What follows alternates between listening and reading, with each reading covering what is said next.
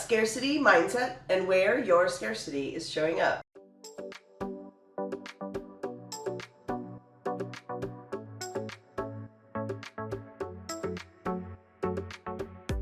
What's up, beautiful people? Welcome back to Krystal TV, where today we're talking about where is your scarcity showing up? Scarcity can show up even when we're doing well. And it's not just shortage of clients or a lack of cash. It also looks like buying courses or coaching you don't need, whether it's FOMO or really good marketing, buying courses and coaching that you don't need, buying anything that you don't need just based on good marketing and fear of missing out is scarcity. So is staying on email lists that are no longer aligned with where you are. I don't know about you, but I have a specific email that is just for the email lists that I'm on. And I still have to go through it periodically and declutter out the lists that I've outgrown. As I grow and learn, I no longer need coaching and mentorship from the same people. As I outgrow them, the email lists I'm on, I outgrow them as well. So we periodically need to unsubscribe. Stacks of paper you can't throw away, and books you can't donate. If it's stuff you don't need, we no longer hold on to 7 years worth of papers like our grandparents did back in the day. It's not necessary any longer in this digital age. So keeping stacks of papers that you can't go through or won't go through or have gone through and can't get rid of, all of that is scarcity showing up in your space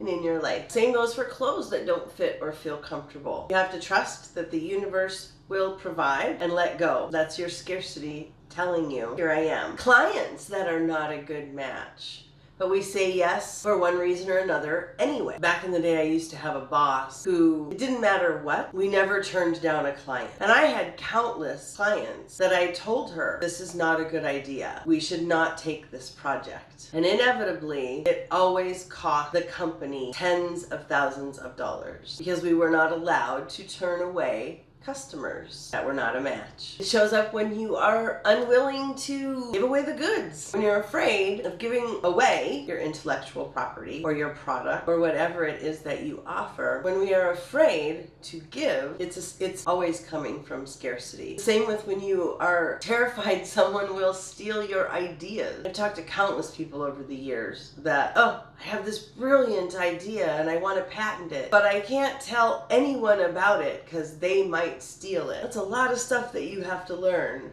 to create prototypes of products, all the steps that you have to go through to even just share your ideas. I once complimented a woman on a guided meditation that she led us through, and her immediate response to me was, thanks, don't steal it. A total stranger, that was her first response when I gave her a compliment on how good I felt her guided meditation was. That is pure scarcity and hoarding. Even if it's $1,000 purses or shoes, if that's your thing.